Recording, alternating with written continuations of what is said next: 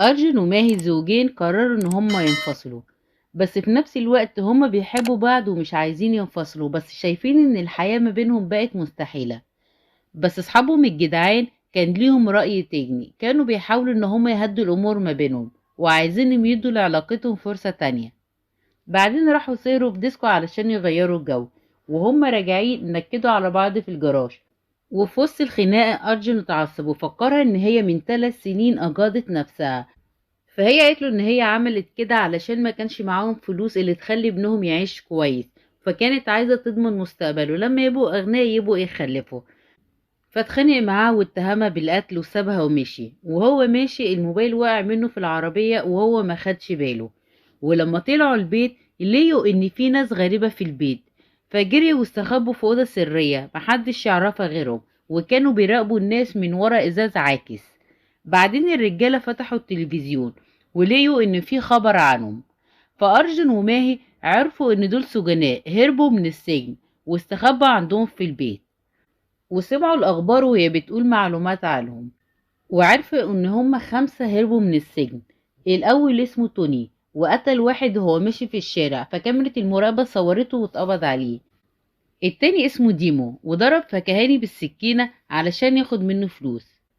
والتالت اسمه مولكيت وهو قتل واغتصب ناس كتير، ده حتى وصلت بيه إن هو بيغتصب حيوانات الشوارع. ورابع واحد فيهم لقبه كابا، وده يعتبر من أخطر المجرمين برضه، وهو العقل المدبر ورا خطة الهروب. بس طلع سمعة على الفاضي علشان جالهم مقتول واللي قتله هو الخامس بتاعهم واسمه بورا، وتهمة القتل وسرقة الأراضي من الناس. ده حتى لما دخل السجن قتل المجرمين اللي معاه في السجن. ولما دخلوا يستخبى بيت أرجن وماهي قتلوا الحارس بتاع العمارة، وده اللي خوف أرجن وماهي وحسوا إن هما وقعوا وسط مجرمين مش بيرحموا حد. الموضوع قلب المدينة والشرطة كانت بتدور عليهم في كل مكان. رئيس الشرطة طلب من الضباط إن هما لو شافوهم يقتلوهم قبل حتى ما يفكروا إن هما يقبضوا عليهم. بعدين أرجن وماهي كانوا بيحاولوا إن هما يتصلوا بالشرطة، بس للأسف تليفون ماهي فصل، وأرجن افتكر إن تليفونه وقع منه في العربية، فحسوا ان هما كده خلاص محبوسين مع العصابة ومحدش هينقذهم. نيجي بقى لأفراد العصابة اللي مولكيت وديمو ما كانوش بيحبوا بورا، ورفع المسدس عليه علشان يقول لهم هيهربوا امتى، واعتقد ان هما هيخوفوه، بس هو اللي خوفهم وضربهم واجبرهم ان هما يحترموه ويقولوا له يا زعيم. وقال لهم ان هما هيهربوا من البيت ده بعد 3 ساعات علشان هيسيبوا المدينة كلها ويهربوا بعيد. بعدين الوقت بيعدي وماهي وأرجل لسه مستخبيين في الأوضة، ولقيوا توني نايم. اعتقدوا ان هما كلهم ناموا. ماهي طلبت من أرجل ان هو يروح يتصل بالشرطة من التليفون الأرضي، بس هو خاف يطلع. ماهي قررت ان هي اللي هتتصرف وطلعت جري من الأوضة علشان تجيب التليفون الأرضي وتاخده تتصل بالبوليس. وهي بتجري خبطت في صورة من اللي على الحيطة فوقعت على الأرض. سمعوا الصوت وجم علشان يعرفوا الصوت ده جاي منين، وهم بيدوروا لاحظوا ان في حيطة جاي من تحتها نور، فلما زق الحيطة الأوضة السرية اتفتحت، وأرجن طلع وضربهم وكان بيحاول ان هو يهرب منهم علشان يشتت انتباههم، بس بورا كان أسرع منه وطعنه بالسكينة كذا طعنة. وماهي كانت مستخبية جوه وشايفة كل ده. بعدين خدوه وربطوه على الكرسي. بعدين نيجي للشرطة اللي قبضت على ال3 أشخاص اللي هربوا ال5 من السجن، وبعد شوية تلطيش وضرب عرفوا منهم شوية تفاصيل ان هما هيستخبوا في مجمع سكن جديد لحد ما يهربوا برا المدينة. وحظ ماهي وأرجن الفقري ان هما استخبوا في المجمع السكن اللي هما فيه وكمان في شقتهم.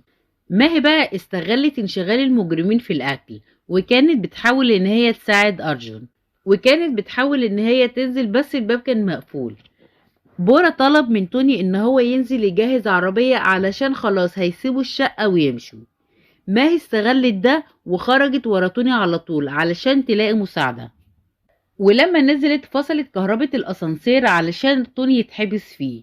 ونزلت أخيرا من العربية علشان تجيب منها الموبايل تتصل بالشرطة، بس للأسف معرفتش تفتحها علشان المفاتيح مش معاها، فراحت كسرت الإزاز وجابت الموبايل. وهي بتتصل ملكيت لقاها وضربها ورمى الموبايل، فضربته بالحديدة وهربت منه. وبورا ديمو فوق مستنيين باقي الرجالة اللي كل ما واحد ينزل فيهم ما يطلعش ويتأخر. وماهي تحت عمالة تتصل بالشرطة والخط عمال يقطع. الشرطة لاحظت ان الرقم ده اتصل بيهم كذا مرة في نفس اليوم، وكل مرة الاتصال بيقطع فيها. الشرطة اتصلت بالرقم تاني. في الوقت ده ديمو نزل ولقي مولكيت واقع وسمع صوت الموبايل وهو بيرن، فكان رايح للصوت، فضربته هو كمان ونام جنب صاحبه. الشرطة تعقبوا الرقم وعرفوا ان هو مجمع سكني جديد، فتوقعوا ان الاتصال ده بسبب المجرمين، فجهزوا القوة علشان يروحوا هناك. بورا بقى أذكاهم وأخطرهم، حس إن الوضع غريب، فعلشان يأمن نفسه نزل ومعاها أرجل، ولقي ماهي واقفة وماسكة المسدس والباقي نايم على الأرض، فطلب منها إن هي ترمي المسدس من إيدها يا إما هيطعن أرجون تاني.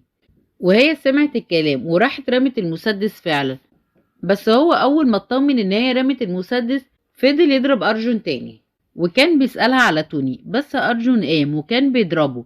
في الوقت ده مولكيت فاق وضرب أرجون بالرصاص في إيده، وبورا كان هيضربهم بالرصاص ولسه هيضرب. أخيرا الشرطة جت وتبادلوا إطلاق النار، وماهي وأرجون مرميين في النص.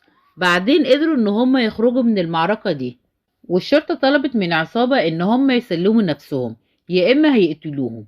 مولكيت طلب كتير من بورا ان هم يسلموا نفسهم علشان ما يتقتلوش، بس بورا كان رافض، فمولكيت قرر ان هو يسلم نفسه. واول ما طلع علشان يسلم نفسه الشرطة ما نفذتش وعدها، ده راحت قتلته، علشان لما الضباط يقتلوا المجرمين هيتكرموا وياخدوا ميداليات والشرطة هتكرمهم وهيتشهروا في الاعلام.